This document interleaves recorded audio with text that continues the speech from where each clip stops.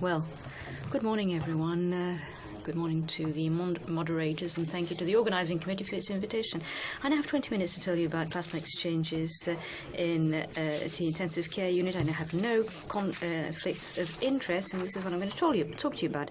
First of all, a few general principles. Apheresis is a therapeutic mode which in extracorporeal circulation will separate the plasma from the cellular, the rest of the cells, and to replace it by a substitution fluid which can be crystalloid, colloid, or plasma before re-injecting to the patient. The action mechanisms of plasma exchanges are numerous and not very specific. It goes beyond elimination of antibodies, which is the usual aim. They can also make it possible to supply any deficient factors without vascular overload. And there's also an immunomodulation effect, which is not always very well known. It's said that plasma exchanges can activate lymphocyte B, making it more sensitive to chemotherapy. It also modifies the B and T populations, as well as all other lymphocytes, with an increase in regulatory T cells and suppressor T cells. There are two modalities available at the present time with a different mode of plasma separation. Centrifugation makes it possible to use sedimentation by centrifuging the plasma at great speed. The extraction coefficient is very high. About 80% of the plasma of the patient is extracted each time. The blood flow is low, which makes it possible to have an exchange with two peripheral extravenous connections. And you also have a very low volume of blood, 1.5, to extract one plasma volume. The generation of apheresis by centrifugation makes it possible to carry out plasmapheresis and cytopheresis. The second technique is more used in ICU. Filtration, separation by convection. It's exactly the same principle as continuous filtration, but it's a different filter. The plasma filter has large enough pores to allow the largest protein in the blood to go through, and can also hold the platelets.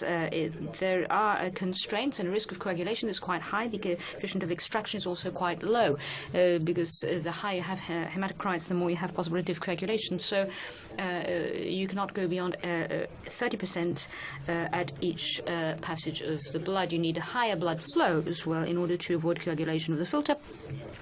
You need to go over 200 milliliters per minute. This means either a catheter or a fistula intravenous. So you'll have to treat 3 blood volumes to extract 1 volume of plasma, but because the blood flow is a lot higher, the duration of plasma exchange in centrifugation and filtration are in fact quite similar. The great advantage in ICU is that when the equipment is not used for plasma exchange, it can also be used for other forms of filtration. The efficiency of both techniques is considered similar in terms of plasma protein clearance and in terms of prognosis for the patient. All techniques have side effects and complications. You have the complication of catheter. You also have the choice of the substitution fluid. If you're using plasma, there's a possibility of allergy, hypocalcemia because of the citrates contained. You also have the risk of viral infection. There's a present hepatitis E alert. If you're using colloids, it's less allergizing, but because of coagulation, which is of course the aim, you have the possibility of coagulopathy and a deficit after a number of exchanges. It's impossible to carry it without anticoagulation. You may have systemic or local anticoagulation complications, as in any body fluid circulation. You can have instability, you can have hypothermia, particularly if you do not heat substitution fluid, and blood spoliation when you coagulate, which can happen quite a lot with the filter. Let's talk about indications in ICU. Why do you use plasma exchange in ICU? Well, usually because you don't have much of a choice because of the severity of the underlying pathology, which can lead to organ failure, and so the patient can be nowhere else than in ICU for this plasma exchange. Sometimes it has to do with the evolutionary potential of the pathology, which means that if your patient is not in a very serious situation when admitted, still the hemapheresis units might be closed at the time of arrival. It's usually in the middle of the night or during weekends. These exchanges are used as a second line approach. If you look at first line approaches, the number is more limited. If you also look at those diseases that have something to do with ICU, then there are even less, particularly if you have no other indications. In absence of any recommendation specific to the patient, you should apply other disciplines. Therapeutic apheresis in clinical practice from the United States is the one I've used because it's quite up to date and it lists the indications by pathology. Grade 1 where its first-line treatment up to grade 4, where it is inefficient or possibly dangerous. There are 17 first-line indications of plasma exchanges, as summarized on this slide: hematology, neurology, nephrology, and transplants. Now, if you reason pragmatically, what is the absolute emergency or the relative emergency? You can see that with severe kidney affection, it must be begun in the 2 weeks that follow the diagnosis. And then you can look at the results of ANC and get organized with the plasma exchanges. It's not absolutely urgent. For neurology, it's more or less similar with Guillain-Barré in particular.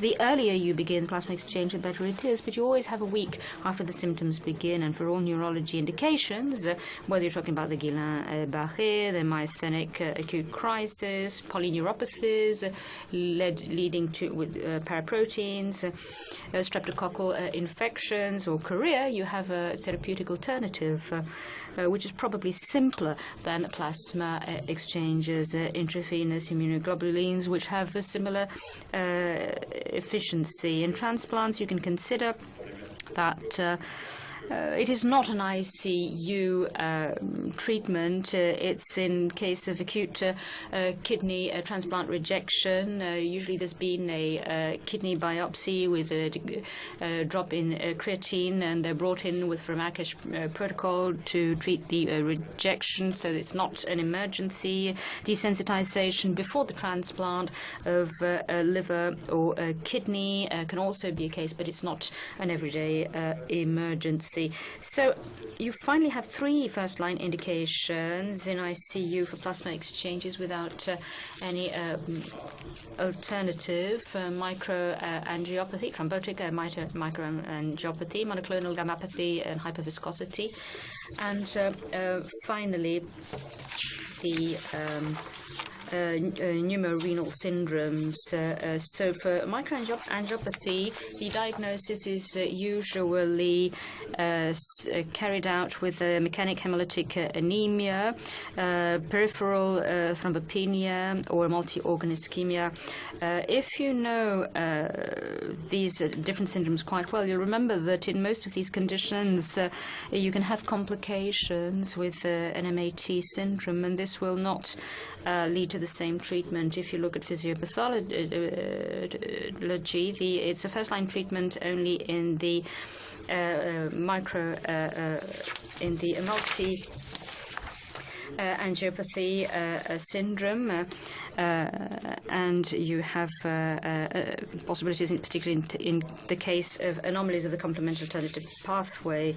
We don't have any study of ADAM TS13 activity. If you have a syndrome of thrombotic angiopathy, the fact that you have a moderate kidney involvement and low platelets can lead you to a considerable non-detectable ADAM-TS13. The objective of plasmapheresis in this indication is simply to bring in large quantities of functional ADAM-TS13 and to ensure elimination of auto-antibodies and multimers of Willebrand effect. The protocol is 1.5 blood masses versus plasma until you have normalization of platelet rates in association with an immunosuppressive immunosuppressor, corticosteroids, or others, depending on the possibility of relapse and the evolution of first-line treatment. Plasma exchanges have led to indications of a high mortality rate for ICU because it brings in higher levels of plasma.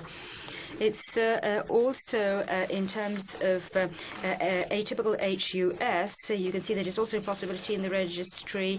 You will see that there will be diagnostic extravenous effects.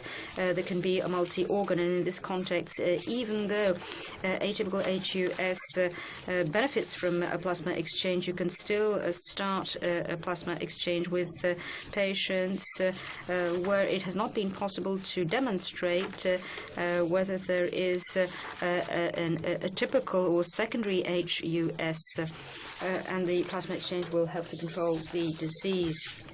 The aim, of course, is to bring in the factors that are deficient in the patient and eliminate autoantibodies and H factor. In particular, the protocol is strictly identical to that of the PTT case, and in order to judge the efficiency of exchange, you need to look at the overall disease, because the kidney situation can take several days to recover. If you try to synthesize the coverage of MAT syndrome, the diagnosis has to do with the simple clinical and biological data.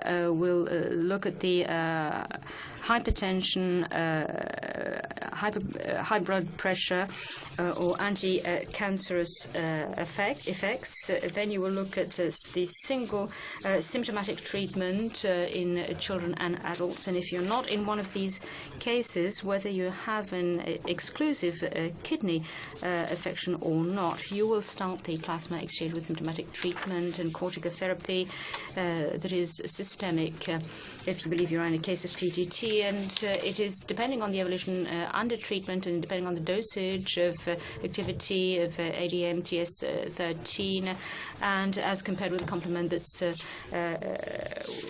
the beginning of the treatment, that you will decide to continue or not with plasma exchange. Hyperviscosity of monoclonal gammopathies is another case. Of course, viscosity of blood depends on viscosity of plasma, which depends on the rate of paraprotein isotype of immunoglobulin. The M is more viscous than G or A. The subclasses can also be more or less viscous, and it's also depending on the capacity to polymerize, which is particularly the case for cryoglobulins, which for very low levels of globulins can still lead to hyperviscosity in specific thermal conditions. And what counts for the elements is the number and quality of both red and white cells. We don't have a measure of viscosity in clinical practice as a routine, so you need to be based on a few accepted ideas. That is, first, it's rare to observe this syndrome for IgM below 30 gram, IgA below 60 gram per liter, and G3 below 40 grams. This is the threshold beyond which you have clinical symptoms. It can vary from one patient to the next, and the same patient can have new clinical symptoms as soon as the level of globulins goes over the threshold again. What are the clinical signs? The key clinical sign is the venous dilation in sausage strings with edema or possibility of making it impossible to differentiate with occlusion of the veins of the retina, which makes it important to have control after the plasma exchange. for those patients that cannot be immediately evaluated in ICU. What do we have for emergency diagnosis of hyperviscosity? Sometimes you have monoclonal gammopathy that is known, Waldenström disease in particular, which is a complication of hyperviscosity. You have clinical signs such as bleeding, eye affections, headaches, and you also have cardiovascular affections with coronaropathy, for instance, and biologically you might be attracted to the presence of very evocative complications on the blood flow. The aim of plasmapheresis is to reduce the level of paraprotein. A very small drop in the concentration of paraprotein can lead to an important variation of hyperviscosity.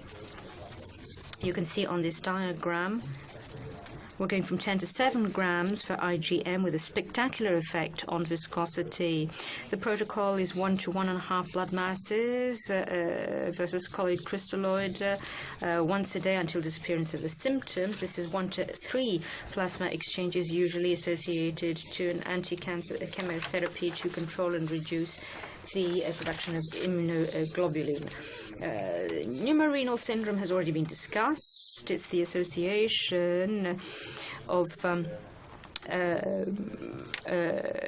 kidney failure and of a lung failure, both acute, and both main the two main pathologies leading to this are ANC vascularitis and good pasture disease, representing at least 60% of the causes, and the diagnosis is based mainly due to immunology markers. So the aim of plasmapheresis in ANC vascularitis is to eliminate quite rapidly the pathology of antibodies, usually anti-MPO. The protocol is also based on the treatment of severe kidney failure, 1.5 mass versus albumin and plasma at the end, in order not to increase the internal hemorrhage. It's 7 sessions over 14 days, starting with 3 per day and then spaced out in association with an immunosuppressor, corticoids and endoxan. In the good pasture syndrome, the aim is to eliminate autoantibodies, anti-MBG, with a protocol of 50 milliliters per kilograms, 1 and 1.5 mass versus albumin and plasma every day for 14 days until disappearance of anti-MBG antibodies, also in association with EDX and prednisone.